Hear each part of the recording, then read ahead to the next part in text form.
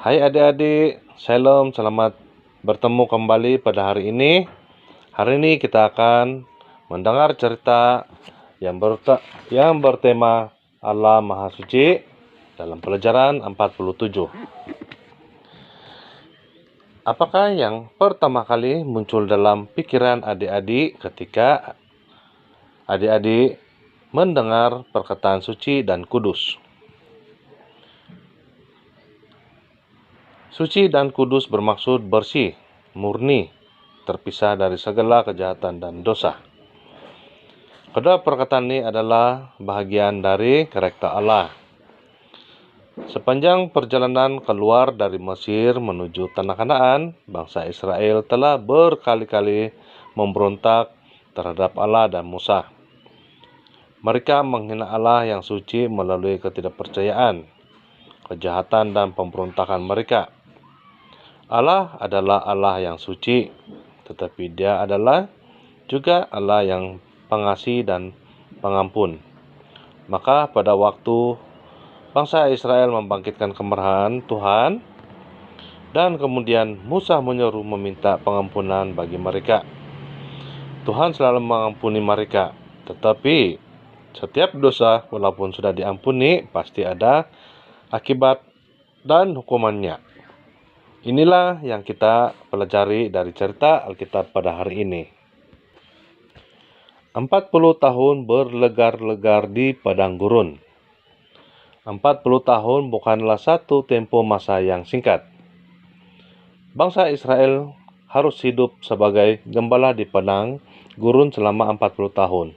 Sebagai akibat sikap tidak percaya mereka terhadap Allah. Anak-anak mereka juga tidak berdosa, juga harus mengikut menanggung akibat dosa ibu bapa mereka. Sekiranya orang Israel percaya kepada Tuhan, anak-anak mereka sudah dapat menikmati susu dan madu, buah anggur, delima, serta arah yang manis di tanah perjanjian. Mereka tidak akan kekurangan air untuk diminum. Tetapi sekarang mereka harus bertahan hidup di padang gurun dengan segala kesulitannya. Mereka tetap makan mana setiap pagi. Mereka tetap harus mencari air setiap kali mereka berpindah tempat. Mereka mengadakan penguburan orang yang meninggal. Selama itu, mereka harus mengalami tahun yang suram dan meletihkan. Pemberontakan Korah. Sesuatu yang tidak diduga telah terjadi pada waktu itu. Ada beberapa pemimpin Israel yang menjadi sombong. Orang yang memulakannya ialah Korah, orang Lewi dari Bani Kehat yang merasa iri hati terhadap Harun. Melihat Harun berdiri di hadapan Tuhan dengan pakaian yang indah dan membawa korban, hati Korah dibakar oleh kecemburuan. Bukankah kita semua suci? Bukankah semua bangsa Israel telah dipisahkan untuk Tuhan? Kata Korah. Korah mencari teman-teman yang berpikiran sama seperti dia. Mereka adalah Datan dan Abiram dari suku Roben. Mereka bertiga berjaya mengumpulkan 250 orang pemimpin yang lain. Mereka berkumpul dan mengelilingi Musa dan Harun dan berkata, "Cukuplah, seluruh umat Israel telah dipisahkan untuk Tuhan, dan Tuhan ada di tengah-tengah kita. Mengapakah engkau menganggap dirimu lebih tinggi dari umat Allah yang lain? Adakah benar bahwa seluruh umat Israel dipisah untuk Tuhan? Memang benar. Adakah benar Tuhan berada di tengah-tengah mereka? Memang benar. Tetapi siapakah yang mau memanggil Musa menjadi pemimpin Israel? Bukan Musa sendiri, tetapi Allah. Siapakah yang mengangkat Harun menjadi imam besar? Bukan Harun sendiri, tetapi Tuhan. Korah, Datan, dan Abiram memandang remeh kehormatan yang Tuhan telah berikan kepada Musa dan Harun. Oleh itu, mereka bukan sahaja memberontak kepada Musa dan Harun, tetapi sebenarnya memberontak terhadap Allah yang Maha Suci. Hati mereka jahat dan kejahatan ini sedang merebak. Musa berkata dengan keras kepada Korah, "Adakah tidak cukup bagimu bahwa Tuhan telah memisahkan kamu dan semua saudaramu orang Lewi dari orang Israel, sehingga kamu dapat tinggal dekat dengan Allah dan melayaninya di kemah suci? Itu adalah bagian yang Allah berikan kepadamu. Sekarang kamu mencoba untuk mengambil bagian Harun. Kamu sedang membuat rancangan untuk melawan Allah." Ketika Musa berkata kepada Datan dan Abiram dari suku Robem, mereka menjawab dengan mengeluk-eluk Musa dan Allah, "Kamu sudah membawa kami pergi jauh dari tanah yang melimpah susu dan madu untuk membunuh kami di gurun. Sekarang kamu tahu mengatur kami. Lebih buruk lagi, kamu tidak membawa kami masuk ke tanah yang berlimpah dengan susu dan madu atau memberikan kami ladang-ladang atau kebun anggur. Kami tidak akan mengikuti dan mendengar kamu lagi." Pada waktu itu Musa menjadi sangat marah. Dia memberitahu Korah, Datan dan Abiram serta semua pengikut mereka untuk datang dan berdiri di hadapan kemah suci pada keesokan paginya. Setiap orang membawa bekas peresapan yang dipenuhi dengan kemenyan seperti yang hanya diperbolehkan oleh imam. Allah sendiri yang akan menunjukkan dengan jelas siapa yang suci dan yang dibenarkan berada dekat dengan dia. Keesokan paginya, setelah semua orang berdiri dengan bekas peresapan di tangan mereka, kemuliaan Allah pun turun. Allah berfirman kepada Musa apa yang harus dilakukan.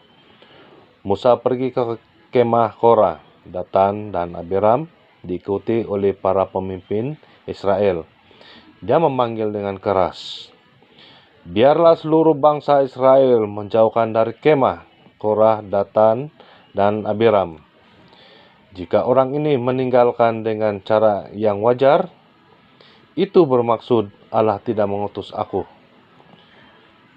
Tetapi jika Allah melakukan sesuatu yang baru, jika bumi terbelah dan menelan mereka hidup-hidup, bermaksud Allah mengutus aku." Selesai sahaja Musa berkata, tiba-tiba tanah tempat mereka berdiri terbelah dan menelan mereka dan segala milik mereka. Mereka masuk ke dalam bumi hidup-hidup dan bumi menutupi mereka. Ketakutan yang dalam menimpa orang Israel apabila mereka melihat hukuman Allah ke atas ketiga pemberontak itu. Tetapi hukuman Allah belum selesai. Keluarlah api yang berasal dari Tuhan, menerpa kepada 250 orang yang memberontak bersama Korah, Datan, dan Abiram. Mereka dibakar sampai mati.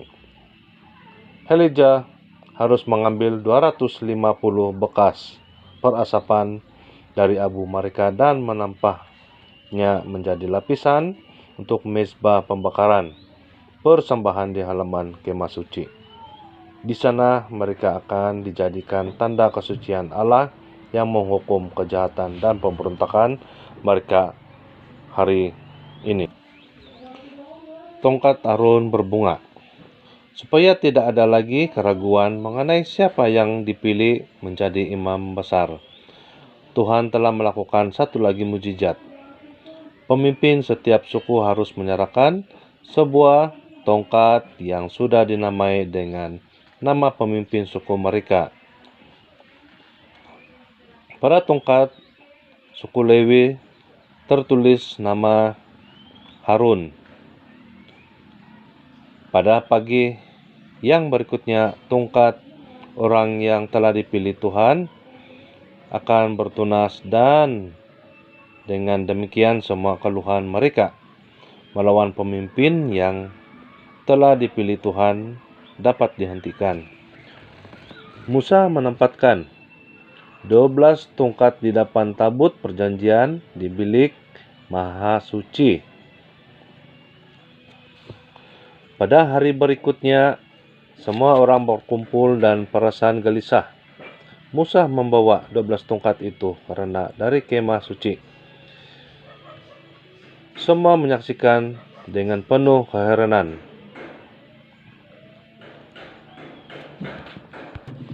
Selepas tongkat nampak tidak ada perubahan, tetapi tongkat yang ke-12 yang bertulis nama Harun bertunas dan mengeluarkan kuntum yang cantik dan berbuah. Orang Israel merasa sangat malu karena mereka telah meragui Harun sebagai imam besar yang telah dipilih Tuhan. Kemudian tongkat Harun yang berbunga itu diletak di tabut perjanjian.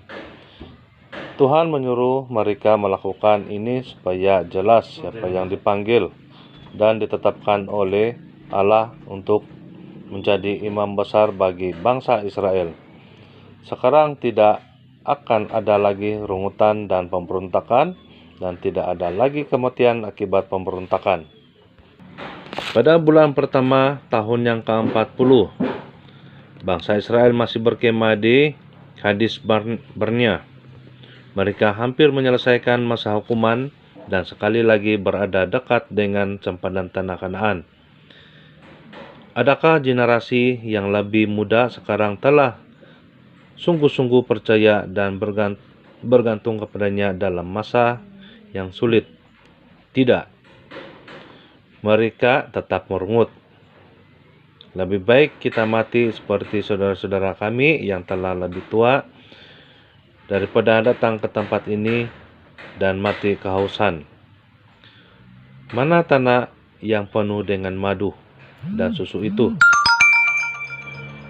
Jangan kata madu dengan susu, air pun tidak ada. Kenapa engkau membawa kami ke tempat ini? Adakah engkau mahu kami mati di sini? Mana buah anggur, buah delima, dan buah ara? Jangan bercakap pasal buah-buahan itu. Air untuk diminum pun tiada.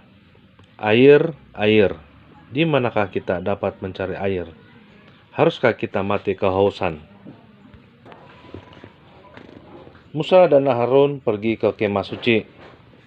Mereka berlutut dan menyembah Tuhan. Kemudian kemuliaan Tuhan menyinari mereka. Tuhan berfirman kepada Musa, "Ambil tongkatmu dan kumpulkan semua orang bersama-sama. Di depan mereka engkau harus berkata kepada bukit batu yang ada di sana supaya mengeluarkan air. Demikian engkau harus mengeluarkan air dari bukit batu itu supaya rakyat dan ternakan mereka dapat minum." Setelah mendengar kata-kata Tuhan, Musa mengambil tongkatnya dan berkata bersama Harun, dia memimpin umat Israel ke batu yang Tuhan tunjukkan.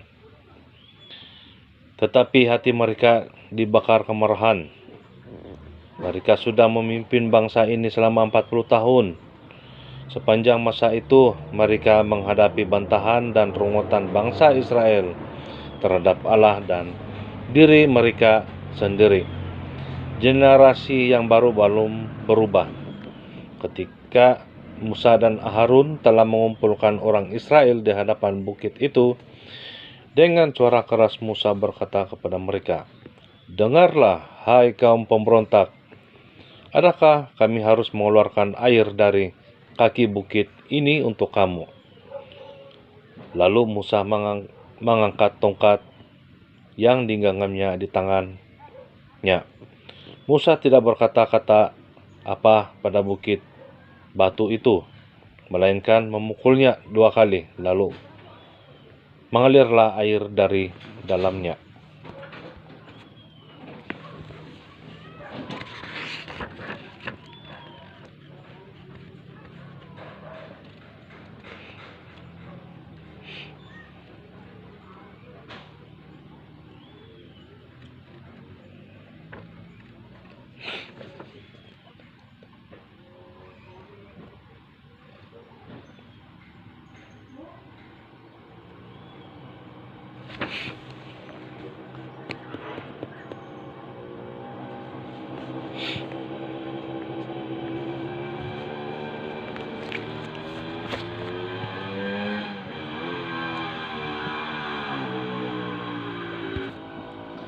Tetapi Tuhan tidak gembira.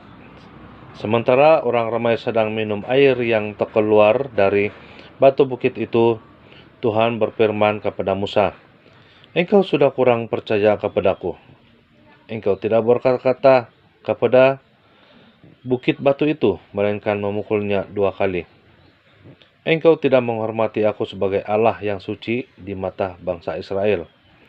Dan oleh sebab itu, engkau tidak akan memimpin mereka masuk ke tanah yang aku berikan." Itulah kata-kata yang paling menyedihkan bagi Musa dan Harun. Tuhan sudah menghukum orang-orang yang tidak taat ketika pemimpin seperti Musa dan Harun yang sedang marah dan tidak melakukan perintah Tuhan. Mereka juga harus menerima hukuman Tuhan. Sekarang bangsa Israel sampai di kaki Gunung Hor. Musa, Harun, dan Elijah, anak Harun, mendaki Gunung Hor.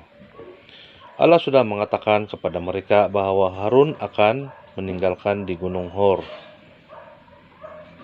Ketika mereka sampai di puncak gunung, Musa menanggalkan pakaian Harun, lalu pakaian itu dipakaikan kepada Elijah, yang akan menggantikan ayahnya menjadi imam besar. Lalu Harun pun meninggal di puncak Gunung Hor. Dia sudah melayani Allah sebagai pengantara umat Israel dengan tidak mengenal lelah. Harun sudah menjadi pendamping Musa. Sekarang Allah telah memanggil dia pulang ke surga. Tugasnya di dunia sudah selesai. Hanya Musa dan Elijah sahaja yang turun dari Gunung Hor. Waktu umat Israel mengetahui bahwa Harun sudah meninggal, mereka sangat sedih. Selama sebulan penuh mereka tidak berpindah karena berduka cita atas kematian Harun, imam besar mereka.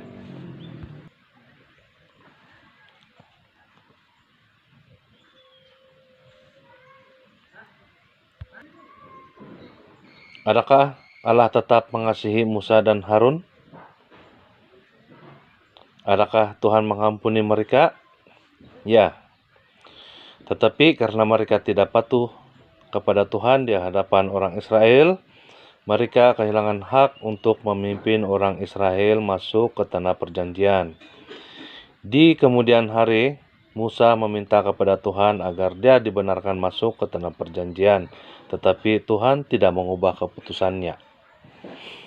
Biarlah kita lebih berhati-hati dalam segala hal yang kita lakukan. Ketaatan adalah sesuatu yang harus kita pelajari secara terus-menerus. Marilah kita taat ketika kita menerima perintah dari guru kita, ibu bapa kita, atau dari Allah yang suci melalui firman-Nya. Tuhan akan selalu mengampuni kita ketika kita gagal. Tetapi kadang-kadang kita harus menanggung risikonya. Tuhan akan mendisiplinkan kita. Jika hal ini terjadi, terimalah dengan dada dan tangan yang terbuka. Melalui hal itu, Tuhan mau mengajar kita untuk hidup dalam kekudusan karena Dialah Allah yang Maha Suci. Dan seterusnya kita ke ayat hafalan. Hendaklah kamu suci untukku karena aku, Tuhan, suci adanya, dan aku telah mengasingkan kamu daripada bangsa-bangsa lain, supaya kamu menjadi milikku. Imamat pasal 20 ayat 26. Sekali lagi ayat hafalan. Hendaklah kamu suci untukku karena aku, Tuhan, suci adanya, dan aku telah mengasingkan kamu daripada bangsa-bangsa lain, supaya kamu menjadi milikku. Imamat pasal 20 ayat 26. Dan demikianlah cerita kita pada hari ini. Dan kita akan bertemu di minggu hadapan. Terima kasih.